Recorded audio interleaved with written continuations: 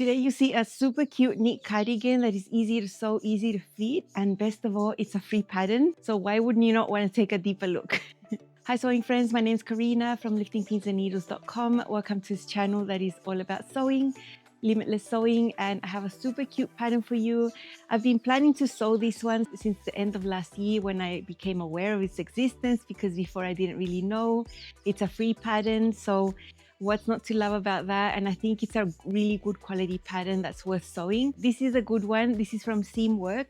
And at Seamwork, you don't have to have a subscription. If you just want to buy individual patterns, you can do that as well. That's what I've done with the few that I've sewn. But this one's free. You don't need to do anything. You just download it for free. So that's great. And it's called Lisa. It's a shorter cardigan. It's relaxed fit. It's a little bit oversized, I would say. It's got a drop shoulder. The sleeve at the bottom is wider and it gathers into a small cuff over here. And it's got a lowish V neckline, and the way that this is finished with the facing on the inside, so it's super neat. It's got a simple hem, and the plan is to have 4 big buttonholes there along the front. It's not a complex sew. Make sure you tap on the like button if you're enjoying the content. That is one of the best things you can do if you like a creator on YouTube. The more likes on the video, the more it gets promoted. So tap, it takes 1 second of your time. Thanks. You can use a variety of medium to heavyweight knit fabrics for this one, like Ponte Roma. I think the best fabric for it though is a sweater knit. You can use French terry, maybe a nice sweatshirting material if you want to. With sweatshirting, I'd find something medium weight, not too heavy. Be careful because some sweatshirting materials don't stretch at all. I think you should have some stretch for comfort here, or else it's just going to be too stiff and too bulky. You need a little bit of fusible interfacing. Now the pattern recommends you use little squares around where the buttonholes are going to be, but you're going to see I did something different there. I'm using tricot knit interfacing, which is the stretchy type, and you need a few buttons. I'm using 4 like the pattern says. You know, it's always going to be worn over something. I'm not concerned like with shirts and dresses where I want lots more buttons. It's not the case here because it's just a cardigan. Sizing, it comes in 2 blocks, 00 to 16. That one has a C cup. And then there's another block that goes from size 12 to 26, and that's drafted for a double D cup. So if you're in that size range that overlaps a little bit, just choose the one that matches your bust cup size and you'll be happier. These are drafted for a tallish woman, 5'9", it says on the pattern. So that's perfect for me.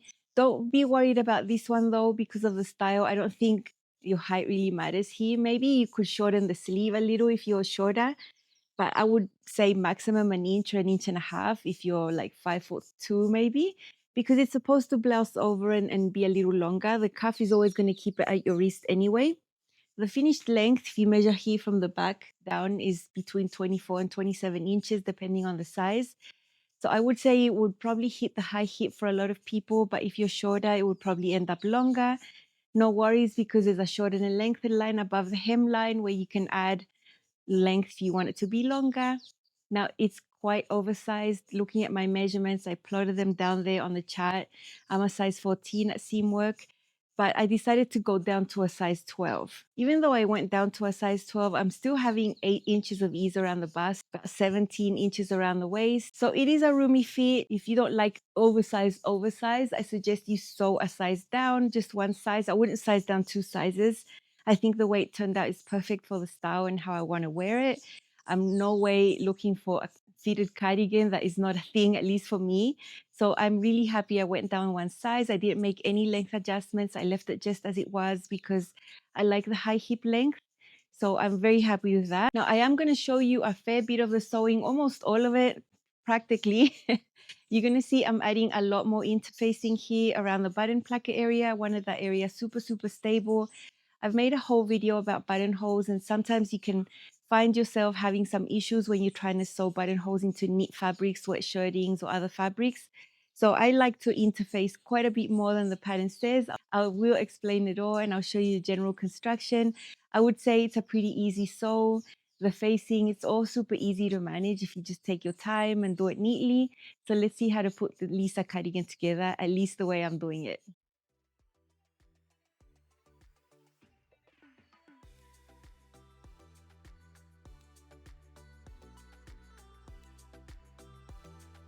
This is the front piece from the Lisa cardigan. And you can see these buttonhole marks right there. So in the original instructions, it says to fuse 4 little squares around the area where the buttonholes are going to be. And I don't like doing that. I never like that. So what I want to do is I want to interface this whole area, but I want it to be a smaller area than what the facing is going to cover here on the inside. This is the facing piece. You can see it matches the same shape. That's going to be flipped over to the inside. So I've just marked my area that I want to interface to be a little narrower than this facing piece. So 3/8 of an inch narrower so that it won't be seen. Here is a closer look. So that line there is 3/8 narrower than the facing. So all this interface area is going to be covered. You won't see it. It's not going to look ugly. And it's just going to make this area completely stable, and it's going to allow me to do some block fusing. So you can see the little line. That's where it's going to start. It's going to finish there. I've marked it on my fabric. This is a selvage, so it makes it easier for me. So where that line is, there is right there. I've drawn in blue. I'll put that on the screen so you can see. So I'm basically going to cut out this rectangle here and fuse this whole area first. Once that area is fused, then I'm going to put my pattern piece on top, and then I'm going to cut it out, which means that this area is not going to shrink and it's going to stay exactly the same so that it doesn't pucker, and it's going to stabilize this front area of my cardigan. I'm going to do it on both sides, not just because of the buttonholes, but because there's going to be big chunky buttons on here. It's never wrong to have this interfaced. And I'm going to interface my facing piece as well. I'm going to use tricot knee interfacing for all of this. And it's going to make a beautiful, really stable neckline that's not going to distort over time. Now that I've got the interfacing here, I'm going to cut away this piece. I'm cutting the front pieces in a single layer because I want to try to match up the houndstooth in the center. I don't want that to not match because then it's going to look awful. So that's why I'm doing one first, and then I'm going to do the second one. This is how one of the fronts look. You can see that's all interfaced, but don't worry, no one's going to know. The facing's going to cover that, so it's going to be a slightly wider here. So I'm going to use this as a pattern piece to cut the second layer. I'm going to put it on top, match up all these little houndstooth.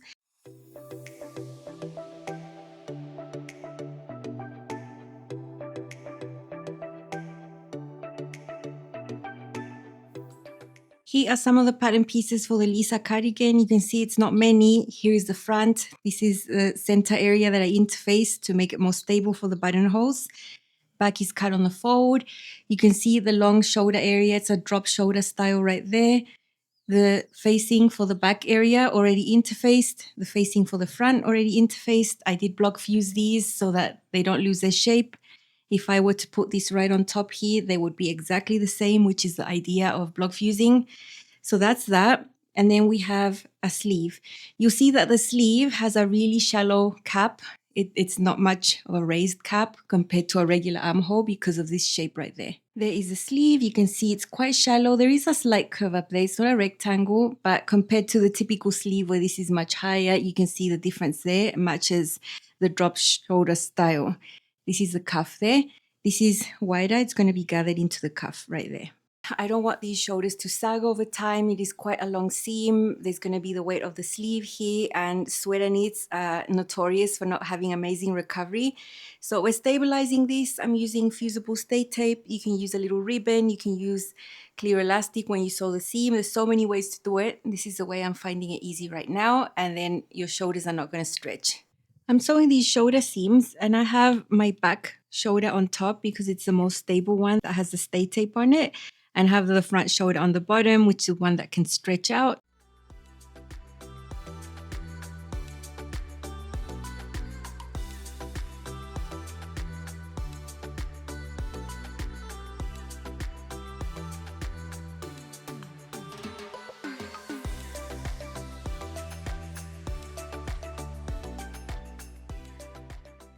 These are the facing pieces. There's the back, this is the front. And when you look at these angles, this longer section is the neckline, and then the straight section over here is the rest where the buttons are going to be, so you don't get confused. So I've just aligned them here, and we're going to sew them together.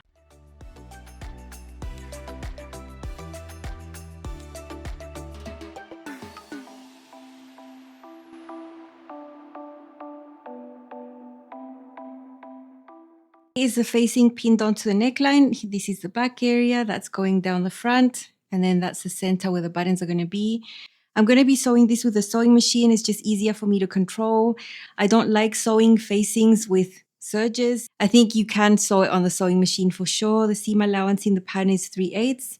So that's what I'm going to sew all the way around. And then we're going to do some snips and some understitching to bring the facing to the inside.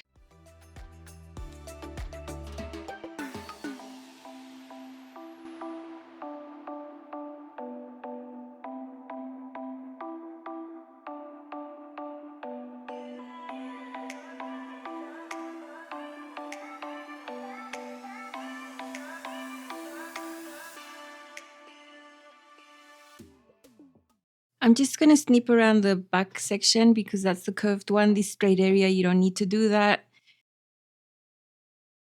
So now we do some understitching. I'm not going to understitch all the way to the bottom. I'm going to stop about an inch before. And it's just pushing the seam allowance underneath the facing like this.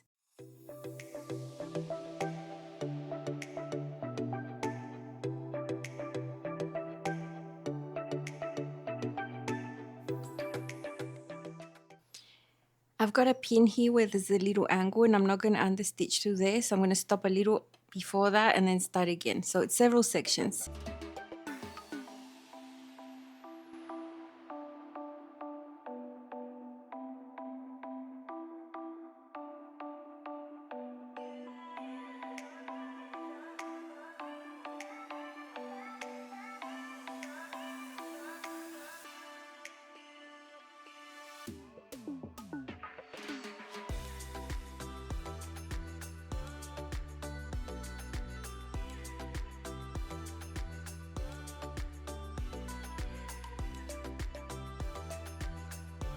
I have intentionally left these areas raw still. I would rather sew the facing, do the interfacing and all of that before doing that serging. I didn't want to run the risk of anything stretching out.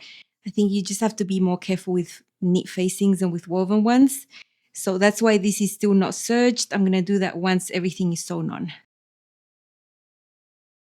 At the bottom, I'm going to take this facing and flip it, put it right sides together, and then sew this section. This is going to be part of the hem later. So the hem allowance for this pattern is 5/8, and that's what I'm going to use for this short little section. It's for both sides. This is why I didn't want to understitch all the way down so it wouldn't get bulky there. And now we can flip this right there. The hem is coming from behind the facing. Later on, I'm going to serge that and finish the hem. For now, this little corner is nice and done. Here is my cardigan so far. Now, I have already assembled the sleeves here. Here's one sleeve piece, here's a cuff. The other ones for the other side are already done. If you wanted to, you can sew the sleeve in on the flat. I prefer to always sew it on the round, especially if there's going to be a detail at the end here where I'm going to have to gather the sleeve into the cuff. I think it's easier to do that when you just have a separate sleeve. If you sewed that on the flat, you would have to do that all at the end with the whole cardigan hanging off as well. So I'd rather do it like that. I've pinned my side seams here to get those sewn first. Once I sew my side seams right here on both sides, then I can serge all the edge of the bottom and finish up that hem. I have hand basted my facing down only partially so I can still have room to fiddle with the serging here. And then I'll do that at the end. I'll do the top stitching there. I've got the marks right there on the buttonhole area. So all that's left now is super easy construction, just sewing side seams.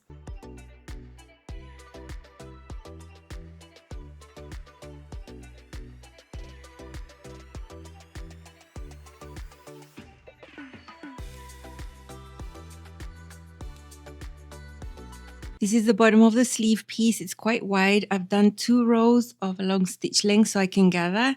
I've put a pin right there in the middle. So I'm just going to open this up.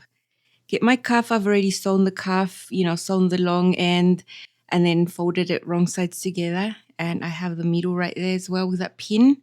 So I'm going to match the seam of the cuff to the seam of the sleeve and the other pins as well. I'm going to make sure these seams meet right there.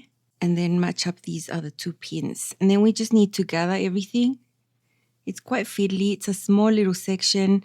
And this is why I prefer to work with the sleeve on its own, just like this. Otherwise, you would have the whole cardigan hanging off, which I find uncomfortable. So I'm going to grab these threads here and start pulling up to that other pin.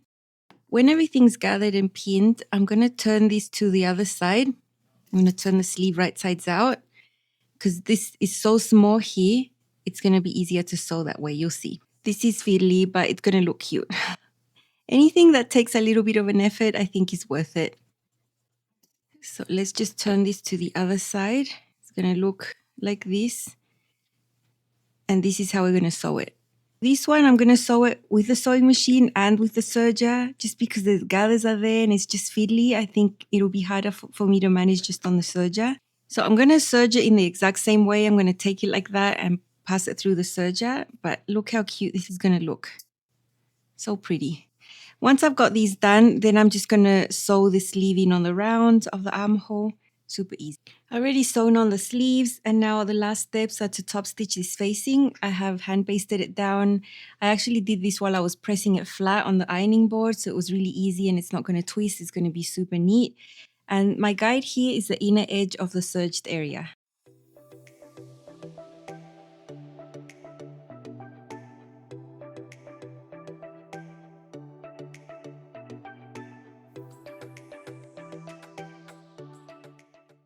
Here is my Lisa cardigan. I'm sort of matching with it. It was intentional, just for the aesthetics of the video.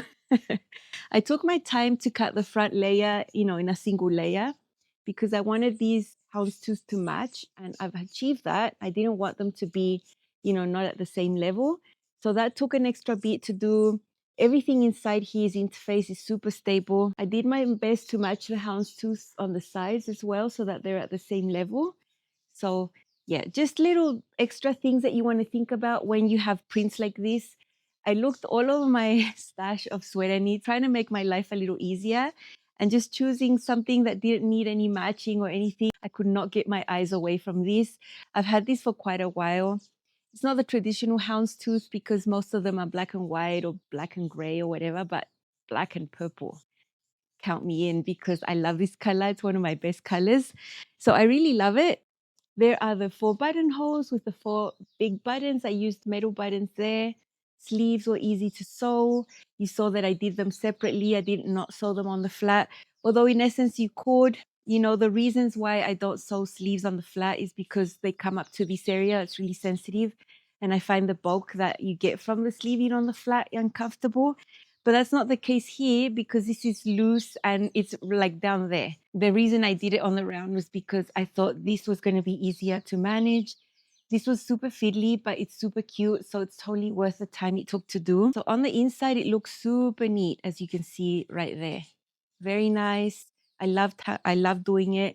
This is the only seam where I did it on the sewing machine and the serger, just because I thought the gathers were easier to manage. Where the buttonholes are, both layers of fabric are interfaced. The main part was just done partially, and then the facing is interfaced. So both layers very stable. Look at this. It was basically the sensation that you were making a buttonhole in a woven fabric, when it's not. I mean, it's fairly stretchy and vertically as well. But when you do the interfacing business, you do suppress that stretch a little bit there. So I'm really, really happy I did that. I'm very happy with the pattern. I think it's really cute. I did try it on before sewing on the sleeves, and I think it would be really cute without the sleeves as well. You could just sew a little band there, like an armband, and then it could be like a short sleeve cardigan, if that's a thing. I mean, it would be for me. I don't get whether that's that freezing. So I'm super happy. I can wear it open. I can wear it closed. I think it's a great pattern. It's free, so why not try it out? Let's see how it looks. This is my Lisa cardigan from Seamwork Patterns. This is a free pattern, and I really like my fabric choice here. It's a houndstooth with purple and black. You'll see up closer. It hits the high hip. It's an easy fit. Lots of positive ease. I'm supposed to be a size 14, but I sewed a size 12, so going down a size works really well. You can make it longer. There are shorter and lengthened lines, but I like this high hip length. The button's really cute, and I love the sleeves. They're really wide at the bottom and they gather into this cuff. They're supposed to blouse over and be comfy. The neckline is finished with facings on the inside, super neat. Those are interfaced. Drop shoulder style, very easy to fit, very comfortable to wear. I love it with this skirt. I just have a small cami underneath, but when the weather gets cold, I probably use a turtleneck or some other top with a higher neckline there and a scarf. There's no stress about fitting with this one, and you can wear it open, you can wear it closed. I love how it turned out, and it's an amazing free pattern.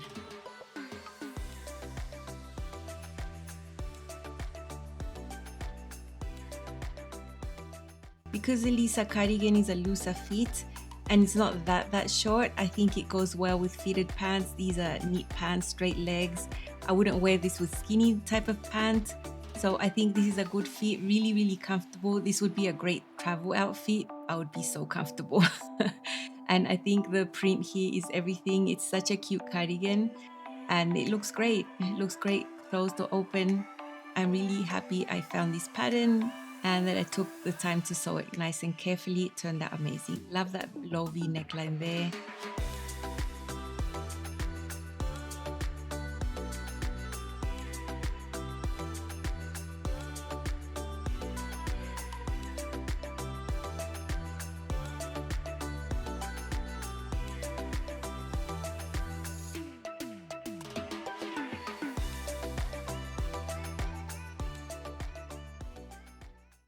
This is a long maxi skirt with a slit and boots, more of a winter style outfit. The only thing missing here is a scarf. It's just way too hot to do that right now.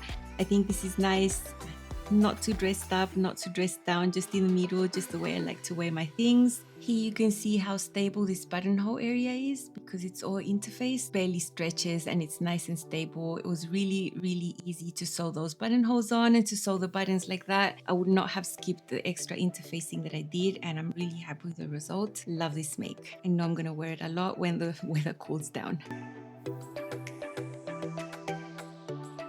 I'm very happy. I recommend go ahead and grab your free Lisa cardigan from Seamwork. There's nothing to lose here. And I think it could be a great add to your pattern collection. And if you're looking to sew cardigans, it's amazing. So I really enjoyed my experience and I'm very happy. That's all from me. I'll see you again tomorrow with another cool video. Make sure you tune in because I put a lot of effort into that garment. It's got a little bit of an extra detail there that I really enjoyed doing. See you then. Bye.